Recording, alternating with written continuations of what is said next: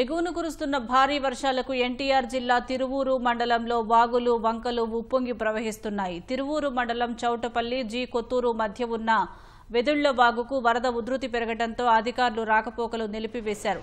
గంపలగూడెం మండలం వినగడప తోటముల గ్రామాల మధ్య ఉన్న కట్టలేరు వాగు ఉధృతంగా ప్రవహిస్తోంది.